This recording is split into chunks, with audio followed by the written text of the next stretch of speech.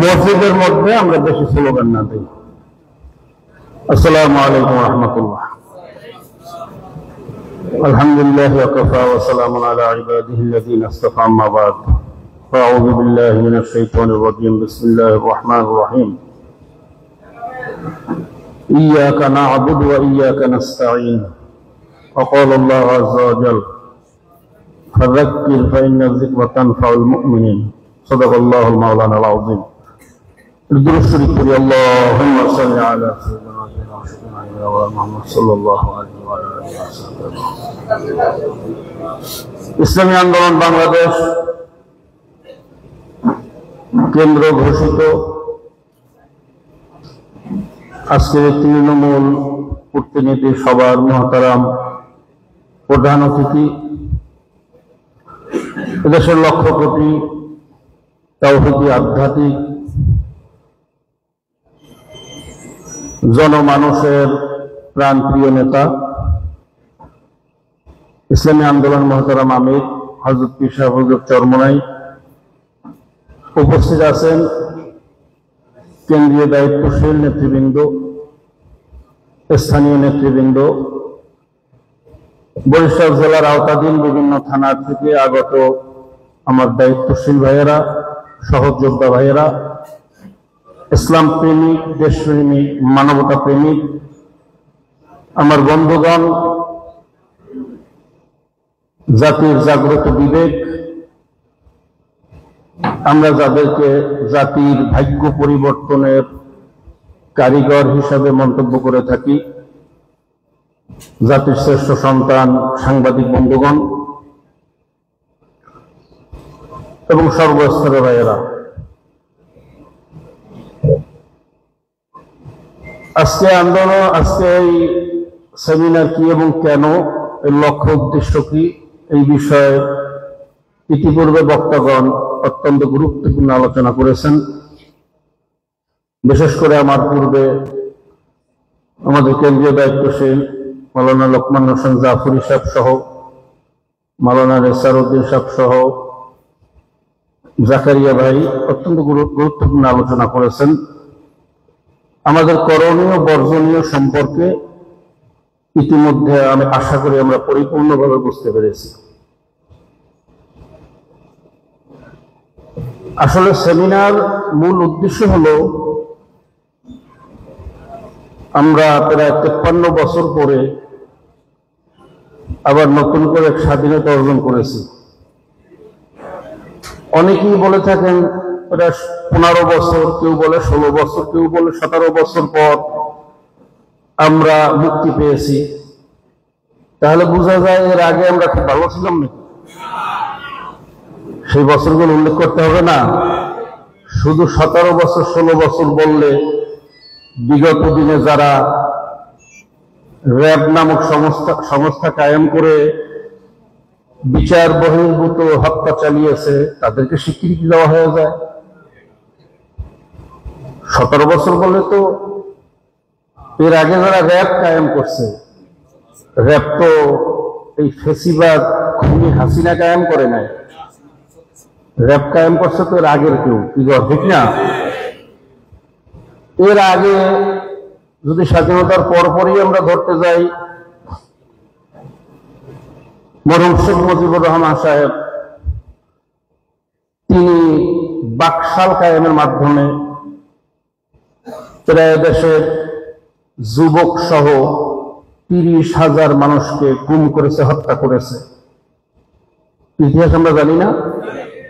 সেই আমলটা কেন খুব ভালো ছিলাম নাকি? ইদানিং শোনা যায় অনেক নেতার মুখে ভূতের মুখে রাম ডাক, একটা প্রবাদ বাক্য আছে। মির্জা ফখরুল সাহেব শেখ মুজিবুর রহমান সাহেবের প্রশংসা শুরু করেছেন, এটা ভূতের মুখে রাম ডাক। ওদিকে জয় বিএনপি একটি বড় দল, খালেদা জিয়াকে আটক রাখা একটা ভুল ছিল, আমরা মিলেমিশে দেশে গণতন্ত্র কায়েম করব, সুন্দর সুন্দর কথা শোনা যাচ্ছে। কাজী কালিমাতু হাক্কুন ওয়ালাউ কানা উরিদা বিহিল বাতিল। আরবিতে একটা প্রবাদ বাক্য আছে, কথা সুন্দর, কথা সত্য, কিন্তু উদ্দেশ্য যেই মুহূর্তে বাংলার মানুষ ভয়াবহ বিপদগ্রস্ত অবস্থায়, প্রশাসনের অবস্থা খারাপ, এমন কোন বাংলাদেশের দপ্তর বা এমন কোন প্রতিষ্ঠান নাই যে প্রতিষ্ঠানকে এই জালেমের দলীয়করণ করা হয় নাই। এই প্রশাসনকে ঢেলে সাজিয়ে দেশটাকে একটা সুন্দর ধারার মধ্যে নিয়ে আসতে ব্যাপক সময়ের প্রয়োজন। তার উপরে আমাদের যে সমস্ত ভাইয়েরা এই দেশকে মুক্ত করার জন্য, এই জাতিকে মুক্ত করার জন্য জীবন দিয়েছেন, রক্ত দিয়েছেন, তাদের রক্তের দাগ এখনো শুকায়নি, তাদের মায়ের বুকের চোখের পানি এখনো শুকায়নি। আমার অনেক ভাইয়েরা হসপিটালে এখনো মৃত্যু যন্ত্রণা ছটফট করতেছেন, আইসিইউতে, সিসিইউতে, বিভিন্ন জায়গায় মৃত্যুর সাথে পাঞ্জা লড়তেছেন। এত বেশি বুলেট শরীরের মধ্যে, সেই যুদ্ধের পর থেকে আজ পর্যন্ত 2-1 দিন পর পর একটা করে অপারেশন হচ্ছে। সমস্ত বুলেট এখনো শরীর থেকে বাইরে করা সম্ভব হয় নাই। তার উপরে আবার সে আমাদের চিহ্নিত কথিত বন্ধু রাষ্ট্র ভারতের ষড়যন্ত্রমূলক বাঁধ ছেড়ে দেওয়ার মাধ্যমে প্রায় 10টা জেলার লক্ষ লক্ষ মানুষ পানিতে হাবুডুবু খাচ্ছে। প্রায় বেসরকারি হিসাব অনুযায়ী 100-র উপরে মানুষ শুধু সাপের কামড়েই মারা গেছে। অনেকে ফার্মের উপরে নির্ভরশীল ছিল, মুরগি পালন করত, গরু ছাগল পালন করত, সবকিছু ধ্বংস হয়ে গেছে। এক ব্যক্তি কাঁদতেছে আর বলতেছে, বড় গরু ফার্ম ছিল, 100-র উপরে গরু, বলতেছে হুজুর গরু গেছে এটা দুঃখ না, আল্লাহ গেছে হয়তো আল্লাহ আবার দেবে, কিন্তু এত শখ করে যে জানোয়ার গুলোকে পাললাম, আমাকে দেখলে করুণ ভাবে তাকিয়ে থাকতো।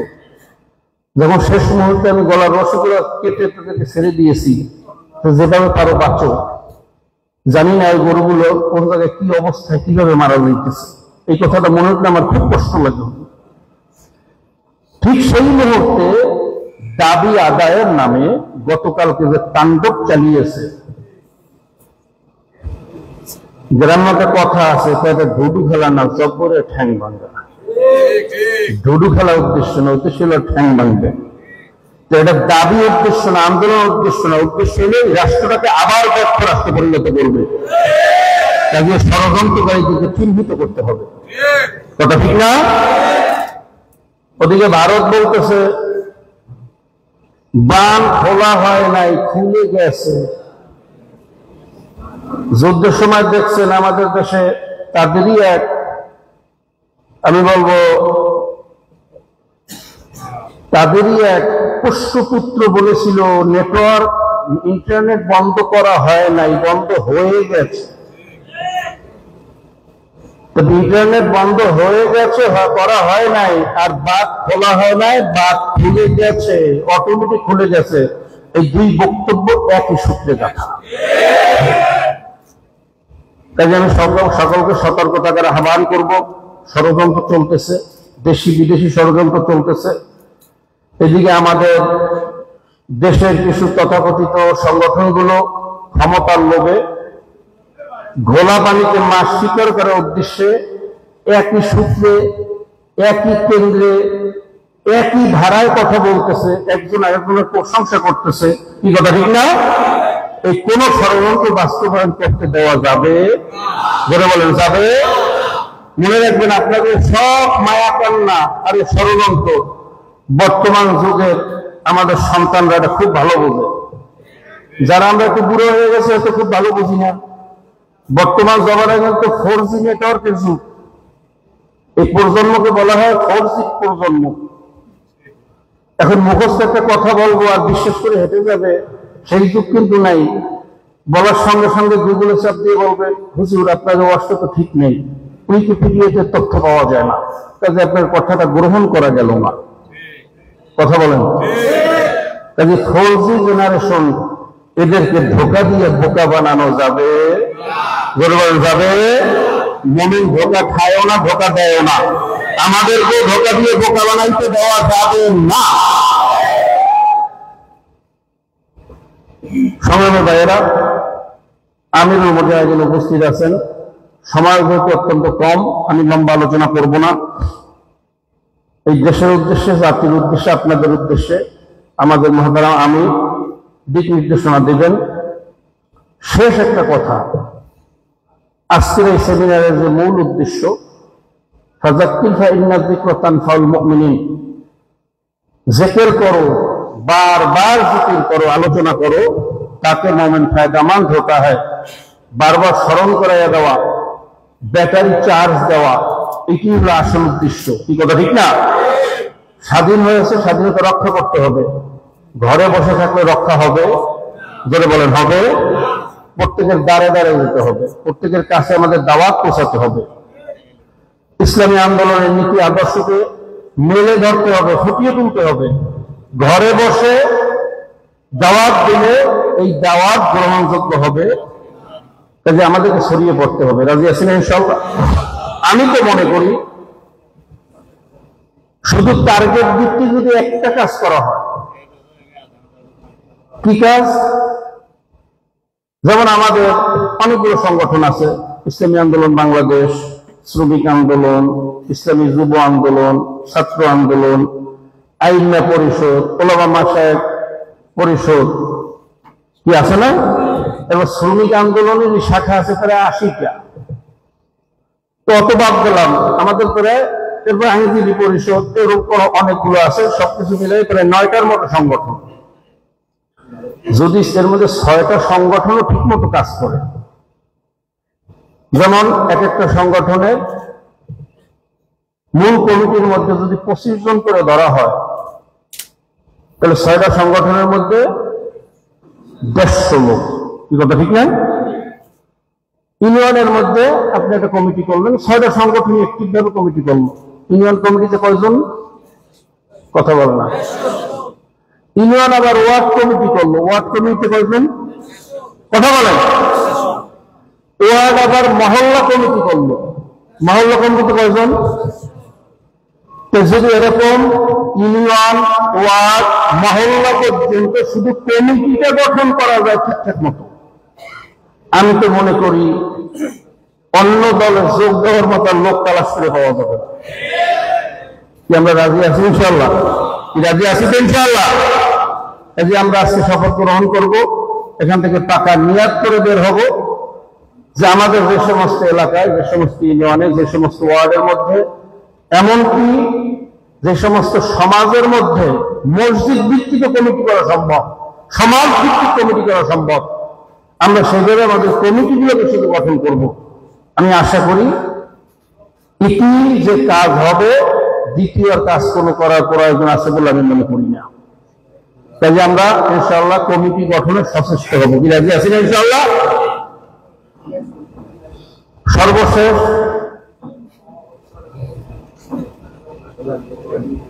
আমি আবারও সকলকে আন্তরিক মোবারকবাদ জানাচ্ছি। আপনারা এই প্রতিকূল আবহাওয়াকে উপেক্ষা করে একমাত্র দিনের মহাব্বাতে, দেশের মহাব্বাতে, ইসলামী আন্দোলনের মহাব্বাতে, পীর সাহেব চরমনের মহাব্বাতে আপনারা বলে কাজকর্ম ফেলে আজকের এই সম্মেলনকে বাস্তবায়ন করার জন্য, সুন্দর করার জন্য উপস্থিত হয়েছেন। আল্লাহ পাক রব্বুল আলামিন আপনাদের সকলকে দুনিয়া এবং আখিরাতে ভরপুর কামিয়াব ফরমান, এই আশাবাদ ব্যক্ত করতেছি। শেষে আরেকটা কথা বলবো, কালকে আমাদের বাংলাদেশের প্রধান উপদেষ্টা ডক্টর ইউনূস সাহেব বক্তব্য দিয়েছেন, অনেক সুন্দর শাব্দিক ভাষায়, খুব বস্তুনিষ্ঠ, হৃদয়গ্রাহী বক্তব্য তিনি দিয়েছেন। একটা কথা বক্তব্যের মধ্যে আমি একটু দ্বিমত পোষণ করি। তিনি বলছেন যে জনগণ সকল ক্ষমতার উৎস, জনগণের হাতে ক্ষমতা ফিরিয়ে দেওয়া হবে। ইসলামী আন্দোলন মনে করে জনগণ ক্ষমতার উৎস হলে সেখানে কোনোদিন শান্তি আসতে পারে না। কারণ এই জনগণ ক্ষমতার উৎস হলে সংবিধান পরিবর্তন করবে জনগণ, কথা বলে না। জনগণ মিললে সংবিধান পরিবর্তন করে বাকশাল বানাবে, কেউ সংবিধান পরিবর্তন করে স্বৈরাচার হবে, কেউ সংবিধান পরিবর্তন করে দলীয়করণ করবে। এইভাবে 55-53 বছর পর্যন্ত এই জনগণ ক্ষমতার উৎস বলিয়ে সংবিধান পরিবর্তনের ক্ষমতা জনগণকে দেওয়ার কারণে এই জনগণ শুধু তুষের আগুনে জ্বলতেছে, কথা ঠিক কিনা? ইসলামী আন্দোলন মনে করে মুসলমানের সংবিধান হলো কোরআন এবং হাদিস, কথা ঠিক না? এই সংবিধান কারো পরিবর্তন করার ক্ষমতা নেই। এটা জনগণ মিলিয়েই ট্রান্সজেন্ডার আইন পাস করার ক্ষমতা, জেনার আইন পাস করার ক্ষমতা, মদের আইন পাস করার ক্ষমতা, বেরোয়ার ক্ষমতা, সারা পৃথিবীর সমস্ত মানুষ একত্রিত হয়, এই সংবিধান পরিবর্তন করার ক্ষমতা পৃথিবীর কোনো মানুষের নাই। আর ওই সংবিধান দিয়েই শান্তি আসা সম্ভব, যেই সংবিধান এই বুদ্ধি প্রতিবন্ধী মানুষ পরিবর্তন করার ক্ষমতা রাখে না। এটা মানুষের বুদ্ধি সবসময় এক থাকে না, ক্ষমতা যখন থাকে তখন বুদ্ধি থাকে একরকম, ক্ষমতার বাইরে যখন থাকে তখন বুদ্ধি থাকে আরেক রকম, যখন মদ্যপানের মধ্যে বিভক্ত থাকে তখন বুদ্ধি থাকে আরেক রকম। কি কথা ঠিক কিনা? আপনারা জানেন এই যে সোভিয়েত ইউনিয়ন ধ্বংস করা হয়েছে মদ্যশালায় বসিয়ে মদ পান করিয়ে তারা সিদ্ধান্ত নিয়েছিল। মদ্যপায়ী অবস্থায় এই ভুল সিদ্ধান্ত নেওয়ার কারণে সারা পৃথিবী জুড়ে আজকে একটা জাহান নামের আগুনে পরিণত হয়েছে, কথা ঠিক কিনা? এই যুদ্ধ, মারামারি, খুন, ধর্ষণ সবকিছু বাড়িয়ে দেওয়ার পক্ষে, বাড়িয়ে দেওয়ার মূল কারণ হিসেবে সোভিয়েত ইউনিয়নকে দায়ী করা হয়। সেই সিদ্ধান্ত নেওয়া হয়েছিল মদশালায় বসিয়ে। কাজে যেই সংবিধান মদশালায় বসিয়ে পরিবর্তন করা যায়, নীতি পরিবর্তন করা যায়, সেই সংবিধানকে শান্তি আসতে পারে। শান্তি ও মুক্তির একমাত্র পথ হল ইসলাম, এটা ঠিক কিনা? আল্লাহ রাব্বুল আলামিন আমাদের সকলকে বোঝার এবং আলোচনা করার, বোঝার এবং আমল করার তৌফিক দান করুক। প্রত্যেকের ঘরে ঘরে আমাদের দাওয়াতকে পৌঁছে দেওয়ার তৌফিক দান করুক। আসসালামু আলাইকুম ওয়া রাহমাতুল্লাহ।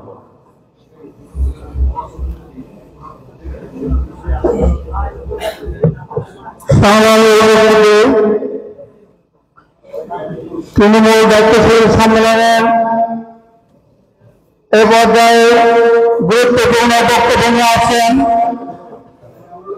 আজকের এই সম্মেলনের প্রধান আকর্ষণ বাংলাদেশের ইসলামী রাজনীতির অন্যতম আইডল, এদেশের মাটি ও মানুষের প্রাণ প্রিয় নেতা, জনদরদী মানবতাবাদী জননেতা, ইসলামী আন্দোলন বাংলাদেশের মোহতারাম আমির আলহাজ হযরত মাওলানা মুফতি সৈয়দ মুহাম্মদ রেজাউল পীর সাহেব চেয়ারম্যান, আলহাজ হযরত মাওলানা মুফতি সৈয়দ মুহাম্মদ রেজাউল পীর সাহেব চেয়ারম্যান।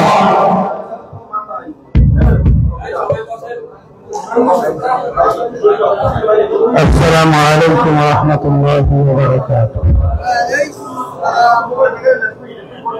الحمد لله وكفى سلام على عباده الذين اصطفى أما بعد فأعوذ بالله من الشيطان الرجيم بسم الله الرحمن الرحيم ولا تهنوا ولا تحزنوا وأنتم الأعلون إن كنتم مؤمنين صدق الله العلي العظيم.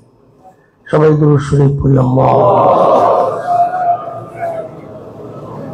وحبيبنا ومولانا محمد صلى الله عليه وعلى آله وأصحابه وبارك وسلم. ইসলামী আন্দোলন বাংলাদেশ বরিশাল জেলা শাখা কর্তৃক আয়োজিত আজকে তৃণমূল সম্মেলনের সভাপতি, মঞ্চের কেন্দ্রীয় বিভিন্ন পর্যায়ের দায়িত্বশীল, জেলা সহ বিভিন্ন পর্যায়ের দায়িত্বশীল, সামনে উপস্থিত কল্যাণ রাষ্ট্র প্রতিষ্ঠায় যারা দায়িত্ব ভূমিকা পালন করবেন সেই নিবেদিত প্রাণ আমাদের বিশেষ করে ইসলামী আন্দোলন তার সহযোগী সংগঠন, আমার দায়িত্বশীল এবং বিভিন্ন পর্যায়ে যারা দায়িত্ব পালন করছেন, বিশেষ করে আজকে এই দুর্যোগ যেভাবে বৃষ্টি এবং যে পরিবেশ পরিস্থিতি তার মধ্যেও যে আপনারা উপস্থিত হতে পেরেছেন, শুকরিয়া আদায় করছি আলহামদুলিল্লাহ। আজকে উদ্দেশ্য সম্পর্কে আলোচনা শুনতেছিলাম, আল্লাহ কবুল করলে শুনব। তবে একটা কথা হলো, আব্বাজান রহমাতুল্লাহি আলাইহি কথাটা বলতেন আমাদের চরমনাই জামিয়ার আসাতেজা কেরামদের বিভিন্ন বৈঠকে, কথাটা এখনো কানে ভাসতেছে। আব্বাজান কথাটা বলতেন, সিদ্ধান্ত কম কাজ বেশি। আসলে মূল ব্যাপার হলো ভুরি ভুরি সিদ্ধান্ত হলেই হয় না, অল্প সিদ্ধান্ত ওটা যদি বাস্তবায়ন করা যায় তার বরকত আলাদা হয়। আমি আপনাদের সামনে যে আয়াত শরীফ তেলাওয়াত করেছি, আয়াতের ভিতরে আল্লাহ রাব্বুল আলামিন বলেছেন, ভয় চিন্তা তোমাদের নাই, তোমরা বিজয় হবে। চরিত্র গঠন করা লাগবে মুমিনের। আসলে ইতিহাস হলো ইসলাম বা এই নীতি আদর্শ যেখানেই বাস্তবায়ন হয়েছে এবং আলহামদুলিল্লাহ যেখানেই মুসলমান বিজয় লাভ করেছে, তাদের শক্তির বলে বা কৌশলের বলে বা অন্য কোনো দিক কিন্তু অগ্রাধিকার পায় নাই। অগ্রাধিকারটাই মূল ছিল আল্লাহর ভয় এবং মুমিনের চরিত্র।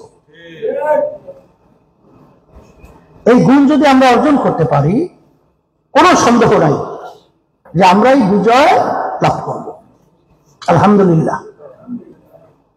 আপনারা শুনতেছিলেন এবং দেখছেন,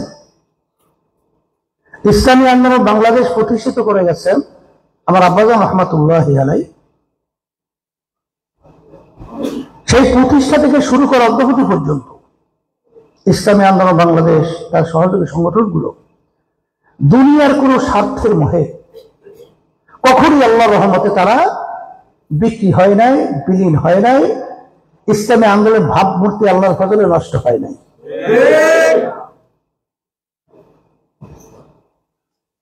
আপনারা জানেন যে কিছুদিন আগে জানুয়ারি 2024 যে জাতীয় নির্বাচন গেল, এই নির্বাচনকে কেন্দ্র করে সরকারি পক্ষ থেকে আমাদের সাথে বিভিন্ন পর্যায়ে বড় বড় দায়িত্বশীল যোগাযোগ করেছিল। অনেক অপার নিয়ে বিভিন্ন ধরনের লোভনীয় এমপি সহ বিভিন্ন পদ, কিন্তু আল্লাহর খাস মেহেরবানি আপনাদের দোয়ায় আমাদেরকে আল্লাহ রহমতের লোভে আল্লাহ রহমতে ফালাতে পারে নাই। ইসলামী আন্দোলন বাংলাদেশ তার কার্যক্রমের মূল উদ্দেশ্য হলো, সেদিনকার আমি চট্টগ্রামে বলছিলাম যে অন্যান্য রাজনৈতিক দল এবং ইসলামী আন্দোলনের তার সহযোগী সংগঠনে রাজনৈতিক দলের মূল পার্থক্য হলো, দেশের ভিতরে আপনারা দেখছেন এতগুলো মায়ের কোল খালি হলো, কত মা সন্তান হারা হলো, কত বাংলাদেশের ভবিষ্যৎ মেধাবী মেধাবী ছেলেগুলোর চোখ হারালো। প্রায় 500-র মতো ছেলেদের বা বিভিন্ন আমাদের জনগণের, আমাদের দায়িত্বশীলদের চোখ হারায় ফেলছে। সেদিকে আর চট্টগ্রামে আমার স্টেজের মধ্যে আমাদের ছাত্র আন্দোলনের মুবাল্লিগ ও বক্তব্য দিচ্ছিল, আরো বলছিল যে হুজুর যখন শায়েখ যখন রাস্তায়, তখন আমি ঘরে বসে থাকবো, এটা মেনে নিতে পারি নাই। আর দেশের জন্য, ইসলামের জন্য, মানবতার জন্য আমি রাস্তায় নামলাম আর গুলিতে আমার চোখকে হারাইছি। আমি দোয়া চাই আল্লাহ যেন আমাকে আবার আলো দেখার তৌফিক আল্লাহ দান করে। এইভাবে কত পঙ্গু, কত চোখ হারালো, এত কঠিন একটা পরিবেশ পরিস্থিতি, আলহামদুলিল্লাহ দেশ স্বাধীনতা অর্জন করেছে। স্বাধীনতা অর্জন আমাদের সভাপতি সাহেব তিনি কিন্তু পিছনের কথাও স্মরণ করে দিয়েছেন। তবে এই স্বাধীনতা কেন বলা হয়? আসলে বাস্তবতা হলো এই আন্দোলনের সূত্রপাতে ইসলামী আন্দোলন কিভাবে সম্পৃক্ত হলো। আমি নাটোর থেকে রাত্রে আসছি ঢাকাতে, পরদিন আপনার আমাদের আল কারিম জেনারেল হসপিটালে আমাদের মিটিং ছিল, কিন্তু দেশ সম্পর্কে আমার মাথার ভিতরে বিভিন্ন ঘোরপাক খেয়েছে। ওই মিটিং এর ভিতরেই আমি মহাসচিবকে বললাম যে জলদি করে একটা মজলিস আমেলা কেন্দ্রীয় তাড়াতাড়ি মিটিং ডাকেন, আমার কথা বলেন জরুরি আলোচনার জন্য। আলহামদুলিল্লাহ 2-1 ঘন্টার ব্যবধানে দায়িত্বশীল আসলো, আমি ওখানে গেলাম। আমি তখন বলতেছিলাম যে ইসলামী আন্দোলন বাংলাদেশ প্রতিষ্ঠিত হয়েছে ন্যায়ের পক্ষে, অন্যায় প্রতিবাদে। আজকে বাংলাদেশ আমরা যে বসবাস করছি, আসলে আমরা এখন স্বাধীন দেশের মধ্যে আছি কিনা, এটা কিন্তু আমার নিজের ভিতর থেকে উত্তর বা প্রশ্নের উত্তর আমি খুঁজে পাই না। আমি দেখতেছি যে এখন আমরা পরাধীনতায়, আসলে ভারতের একটা অঙ্গরাজ্য হিসেবেই আমাদেরকে ওইভাবেই ব্যবহার করছে।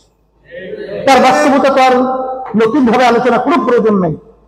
আপনারা জানেন, যখন আমাদের স্বঘোষিত আওয়ামী লীগের প্রধানমন্ত্রী, আমরা তো বিভিন্ন সময় বলেই আসছিলাম যে আমরা প্রধানমন্ত্রী হিসেবে স্বীকৃতি দেই না, কারণ সে বাংলাদেশের জনগণের ভোটে প্রধানমন্ত্রী হয় নাই। তো সেই প্রধানমন্ত্রী যখন চীনে গেছিল, তখন চীন তাকে সম্বোধন করে বলছিল যে আপনাকে প্রধানমন্ত্রী না মুখ্যমন্ত্রী। কারণ প্রধানমন্ত্রী সে কোথাও কোনো দেশে সফর করতে হলে সেখানে তো কোনো দেশের অনুমোদন বা তাদের থেকে গ্রিন সিগন্যাল পেয়ে আসতে হবে, এরকম তো কোনো নিয়ম নাই। কিন্তু আপনি চীনে আসার ব্যাপারে ভারতের অনুমোদন নিয়ে আসেন কেন? ওই কথা আমার স্মরণ পড়ছে, আব্বাজান রহমতুল্লাহি আলাইহি তিনি ব্যাখ্যা দিয়েছিলেন, যখন আওয়ামী লীগ প্রথম সরকার গঠন করে ভারতে যাওয়ার পরে তাকে সিঁদুর পরাইয়া দিয়েছিল এবং বলছিল মুখ্যমন্ত্রী হিসাবে সম্বোধন করছিল। স্মরণে আছে সবাই? তখন আব্বাজান রহমতুল্লাহি আলাইহি তিনি বলছিলেন যে একটা স্বাধীন দেশের প্রধানমন্ত্রী তাকে মুখ্যমন্ত্রী বলা, এর অর্থ কি? অর্থাৎ ভারতের বিভিন্ন প্রদেশ, সেখানে যারা দায়িত্ব পালন করে তাদেরকে মুখ্যমন্ত্রী বলা হয়। ভারত মূলত আমাদের দেশকে একটা প্রদেশ হিসাবেই তারা ওইভাবে সাজিয়েছে। আসলে বাস্তবতা কিন্তু তাই, কারণ হাসিনা বলেছিল প্রধানমন্ত্রী, ভারতকে যা দিয়েছি কোনদিন ভুলতে পারবে না। আসলেই তো পারবে না। কারণ এইরকম দেশের ব্যাপারে নেমো খারাপই করা যেই দেশের মাটির সাথে জন্মগ্রহণ করে, হুব্বুল ওয়াতানি মিনাল ঈমান, ঈমানের একটা অংশ, সেখানে একটা দেশের প্রেম পর্যন্ত তার ভিতরে ঢুকেও নাই। সে নিঃস্বার্থভাবে যত চুক্তি এবং তার দায়িত্ব পালনকালীন সময় ভারতকে যাহা কিছু দিয়েছে, বাংলাদেশের আমরা বহুত আলোচনা করে দেখছি, কোন ছোট থেকে ছোট কোন উপকার এর মাধ্যমে পাই নাই, বরঞ্চ সব চুক্তি বলেন, আলোচনা বলেন, যাহা কিছুই বলেন, সব ভারতের স্বার্থেই হয়েছে। তাই যেই কথা বলতেছিলাম, আজানে জবাব দিয়ে, যেই আজান সময় গেছে না, আচ্ছা, যেই কথাগুলো বলতেছিলাম, কথা বেশি লম্বা বলার দরকার নাই। এই কথার মাধ্যমে মূলত বোঝাতে চাই যে আমরা স্বাধীন দেশের ভিতরে আছি কিনা, এইটা আমার কাছে কি ছিল, প্রশ্ন ছিল কি, বাস্তবতা এইটাই। শুধু তাই না, শিক্ষা সিলেবাস দেখেন, অন্যান্য সংস্কৃতি দেখেন, সবই কিন্তু নাস্তিকতা, ভারতের আধুনিক সব কিন্তু সুসজ্জিত করা হয়েছে। এক পর্যায়ে মুসলমানদের ইতিহাস বিকৃত ঘটিয়ে, আপনারা জানেন আমাদের ভবিষ্যৎ প্রজন্ম সন্তান তারা শিখবে মিথ্যা ইতিহাস, মুসলমানরা নাকি আমরা বহিরাগত, আমরা নাকি দেশের কোন ত্যাগ বা এদেশের জন্য, ভারত মহাদেশের জন্য আমাদের কোন শ্রম ত্যাগ, কোন আমাদের এখানে অংশীদারিত্ব নাই। সম্পূর্ণ মিথ্যা ইতিহাসের মাধ্যমে আমাদের ভবিষ্যৎ প্রজন্মকে ধ্বংস করা বিভিন্ন প্রক্রিয়া শুরু করেছিল। আলহামদুলিল্লাহ, আমার মনের ভিতরেই আল্লাহর খাস মেহেরবানি একটা উদ্বেগ, এইভাবে যে ছাত্ররা যখন নেতৃত্ব দাবি নিয়ে নামছে আর যে কাণ্ড ঘটে গেছে, তখন কিন্তু আবু সাইদ সহ 6 জনের মতো তখন কিন্তু হতাহত হয়ে গেছে। সেখানে আমি চিন্তা করলাম যে ইসলামী আন্দোলন বাংলাদেশ সহযোগী সংগঠন প্রতিষ্ঠিত হয়েছে ন্যায়ের পক্ষে, অন্যায় প্রতিবাদ। এখন আমরা চুপ করে বসে থাকতে পারি না। আপনারা জানেন সর্বপ্রথম বাংলাদেশে প্রায় 50-52টার মতো রাজনৈতিক দল আছে নিবন্ধিত। কোন রাজনৈতিক দল তাদের ব্যানারে প্রকাশ্যে তারা কিন্তু প্রতিবাদে বা তাদের পক্ষে তারা কিন্তু আওয়াজ তুলে রাজপথে ছিল না। ইসলামী আন্দোলন বাংলাদেশ এবং তার সমস্ত সহযোগী সংগঠন সর্বপ্রথম এই অন্যায়ের বিরুদ্ধে এবং ন্যায়ের পক্ষে আমরাই কিন্তু রাজপথে আওয়াজ তুলছিলাম। আলহামদুলিল্লাহ, এত ত্যাগ, এত জাম, এত পঙ্গু, এত অসহায়, এত কিছুর পরে দেশ স্বাধীন হলো। ইসলামী আন্দোলন এবং তার সহযোগী সংগঠন এরপরে আমাদের কাজটা কি ছিল? দেশের উদ্দেশ্যে, জাতির উদ্দেশ্যে, দেশ রক্ষার জন্য আমরা কিন্তু সেদিনকেই আল্লাহর রহমতে প্রথম জাতির উদ্দেশ্যে একটা ছোট্ট আকারে কথা বলছিলাম, মনে আছে তো? দেখছেন? আচ্ছা, এরপরে আমরা কি করলাম? যখন কোনো প্রশাসন কোথাও দায়িত্ব পালন করার পরিবেশ ছিল না, তখন কিন্তু ইসলামী আন্দোলনের মতো সহযোগী সংগঠনগুলো তারা বাংলাদেশের বিভিন্ন সংখ্যালঘু তাদের গির্জা, তাদের জানমাল ইজ্জত হেফাজতের জন্য, রক্ষার জন্য তারা দায়িত্ব পালন করতেছে, পাহারা দিচ্ছে, মন্দিরগুলো পাহারা দিচ্ছে এবং রাস্তার ভিতরে যানজট মানুষের কষ্ট হবে সেখানে ট্রাফিকের সিগন্যালের মাধ্যমে দায়িত্ব পালন করতেছে। আর ওই সময় অন্যান্য স্বার্থান্বেষী রাজনৈতিক মহল, রাজনৈতিক দল তারা চাঁদাবাজিতে, জমি দখল করা, এই বিভিন্ন আধিপত্য বিস্তার করে বিভিন্ন দোকান, বিভিন্ন জায়গা, বিভিন্ন ঘাট, রান্দা, তরবারি নিয়ে তারা আছে তাদের স্বার্থ ব্যক্তি পেট পালার জন্য সব রক্ত ভুলে উড়ানছে বিভিন্ন সন্ত্রাসীর মাধ্যমে দেশ অশান্তি করাতে। এই ইসলামী আন্দোলন বাংলাদেশ এবং আর অন্যান্য রাজনৈতিক দলের ভিতরে পার্থক্য এতটুকু। এই জন্য আমি বলবো যে আজকে বাংলাদেশের ভিতরে আপনারা দেখেছেন যে বিভিন্ন রাজনৈতিক দল এই সুযোগে আলহামদুলিল্লাহ, এই আমরাও তো সুযোগ আল্লাহ দান করছে না, কিন্তু তারা কিন্তু যে তাদের যে তৎপরতা, তাদের যে স্বতঃস্ফূর্ত তাদের কার্যক্রম, সে তুলনায় কিন্তু আমাদের ওইভাবে কিন্তু অনেকেই সেই দায়িত্বটা পালন করছে না। এটা কিন্তু আসলে আমাদের জন্য একটা দুঃখ। মাঠ এখন ফাঁকা ইসলামী আন্দোলনের জন্য, তার সহযোগী সংগঠনের জন্য। আপনি যেখানে আলোচনা করবেন সে হিন্দু হোক, আপনি দেখছেন শাহবাগে হিন্দুরা জমা হয়েছে, সেখানে যখন সাংবাদিকরা সামনে মাইক ধরেছে তখন ইসলামী আন্দোলন বলতে তারা বাধ্য হয়েছে। ভারতের আনন্দবাজার পত্রিকা, সেখানে কিন্তু পরিষ্কার আমাদের ছবি সহ আমাদের স্বেচ্ছাসেবকের দায়িত্ব পালন করতেছে, গির্জা পাহারা দিতেছে, মন্দির পাহারা দিচ্ছে, সেখানে আমাদের ছবি সহ ইসলামী আন্দোলনের নাম সহ সেখানে প্রকাশ হয়েছে, সেখানে সংবাদ পরিবেশন হয়েছে। শুধু তাই নয়, বাংলাদেশে আপনারা জানেন এই বরিশালে যে টিউনুর এক ছিল সমস্ত রাজনৈতিক সহ, সেখানে 2 জন হিন্দু প্রতিনিধি হিসেবে আসছিল, তারাও কিন্তু ইসলামী আন্দোলন নাম বলতে বাধ্য হয়েছে। কথা ঠিক কিনা? এর অর্থ কি? সর্বমহলে সবার কাছে ইসলামী আন্দোলন বাংলাদেশ এবং তার সহযোগী সংগঠনের একটা আন্তরিকতা, গ্রহণযোগ্যতা তৈরি হয়েছে। এখন তৈরি হয়ে গেছে আলহামদুলিল্লাহ। আমরা নাকের তৈরি দিয়ে ঘুমাই, হ্যাঁ? তাই যখন যেহেতু মাঠ প্রস্তুত, এখন এই মাঠে যদি আমরা ফসল লাগাতে পারি আলহামদুলিল্লাহ, অল্প সময়ের ব্যবধানে এই ফসল আমরা নিজেদের ঘরে নিয়ে আসতে পারবো। বরিশাল হলো ইসলামী আন্দোলন বাংলাদেশের কেন্দ্র। আলহামদুলিল্লাহ, আপনাদের কাজের তৎপরতা আমরা বিভিন্ন সময় কেন্দ্র সহ বিভিন্ন জায়গায় আমরা আপনাদের প্রশংসা করি এবং আমরা একটা গৌরব অর্জন করছি বা গৌরব হিসেবে আমরা দেখছি যে আলহামদুলিল্লাহ আপনাদের কার্যক্রম অনেক ভালো। কিন্তু আর ভালো তো আর শেষ নেই, ভালো তো আরো চাই না। এটা একটু বেশি বলছি মনে হয় নাকি? না বেশি বলি। বরিশাল হলো ইসলামী আন্দোলন বাংলাদেশের ঘাঁটি। এখানে আপনাদের কার্যক্রমটা থাকবে শুধু বাংলাদেশ তামাম দুনিয়ার ভিতরে উল্লেখযোগ্য অবস্থান। সেখানে আপনাদের তৎপরতা, হরকতে বরকত। আন্দোলন শব্দের অর্থ কি? নড়াচড়া করা। আন্দোলন শব্দের অর্থ কি? এটা নড়াচড়া না করলে তো এটা বাড়ে না, এটা বরকত হয় না। সেই হিসেবে আপনারা জানেন আজকে তৃণমূল সম্মেলনের উদ্দেশ্য হলো তৃণমূল পর্যায় পর্যন্ত সাংগঠনিক কাঠামো মজবুত করা এবং মহিলাদের ইউনিট মজবুত করা। কারণ সিংহভাগ মহিলারা, মেয়েরা, আমার মা বোনেরা ইসলামের পক্ষে, ইসলামের আন্দোলনের প্রতি আন্তরিকভাবে তারা যে শ্রম, মেধা এবং তারা যেভাবে সমর্থন জানিয়েছে, আমাদের মন বলছে অল্প দিনের ব্যবধানে আল্লাহ রাব্বুল আলামিনের ভালো একটা সুফল আমাদেরকে দান করবে। শুধু তাই নয়, আপনারা জানেন যে আজকে ইসলামী আন্দোলন বাংলাদেশের আলহামদুলিল্লাহ যেখানেই আমরা আলোচনায় যাই, দেখি, শুনি, আমাদেরকে কি বলবো, বিএনপির দায়িত্বশীল আলোচনায় বসে বলতেছিল, হুজুর এখন আপনাদের ছাড়া কোনো বিকল্প দেখতেছি না। আর যখন নাকি একটু হালে পানি পেয়েছে এখন আমাদেরকে চিনতে চায় না। কথা বোঝেন নাই? মানে সুযোগে যখন যেরকম ব্যবহার করতে চায়।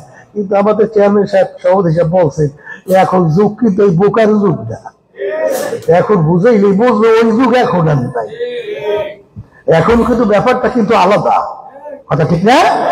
সেই হিসেবে আমি এই সম্মেলনের মাধ্যমে অল্প দিনের ব্যবধানে আবার জেলা আলাদা থেকে আমরা জানতে চাই যে আপনাদের কার্যক্রমের সম্মেলনের ফলটা কি আপনারা দেখাতে পারছেন এবং কিভাবে আপনারা বাস্তবায়ন করছেন, এবং আমাদের যে প্রার্থী সহ যোগ্যতা সম্পন্ন কতগুলো কোয়ালিটিতে আছে, আমাদের ওজনওয়ালা গ্রহণযোগ্যতা পায় এরকম প্রার্থী আমাদের বিশেষ করে এখন থেকে নজরে রাখা লাগবে এবং প্রতিটি ব্যক্তি পর্যায়ে পর্যায়ে আমাদের দাওয়াতের কার্যক্রম পরিচালনা করতে হবে এবং খেদমতে খাও।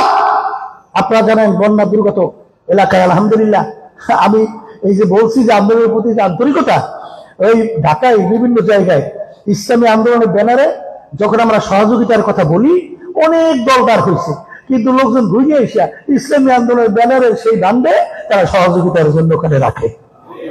আলহামদুলিল্লাহ বলেন না? এর অর্থ কি?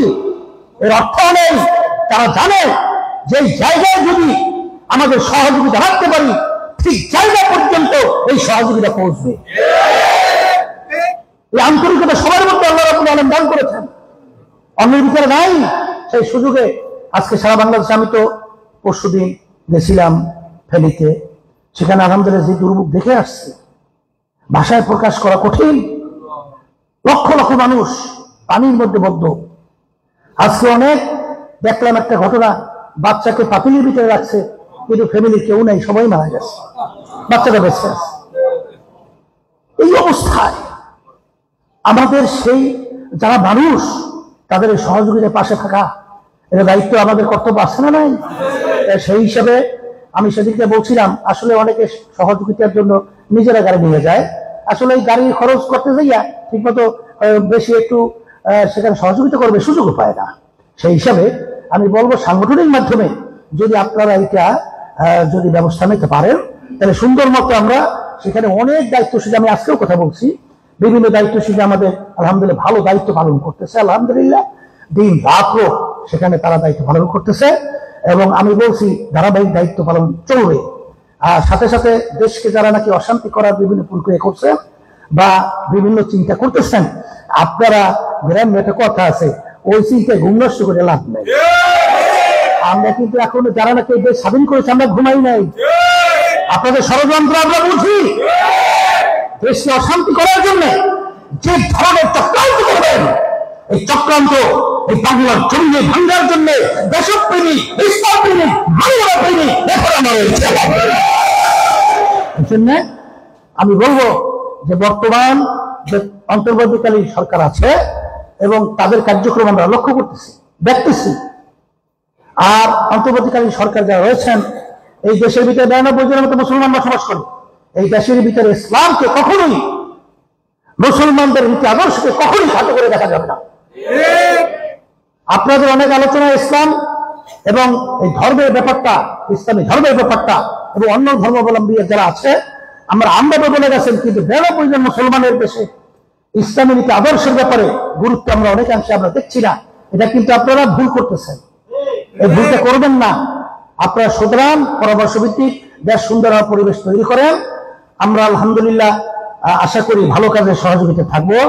আর আজকে সম্মেলন যারা আয়োজন করেছেন সবাইকে ধন্যবাদ জানিয়ে, আপনাদের ধন্যবাদ জানিয়ে আল্লাহ রাব্বুল আলামিন আমাদের সবাইকে দ্বীনের খাদেম এবং দেশের জন্য মানবতার পক্ষে ইসলামের পক্ষে কাজ করার তৌফিক দান করুক।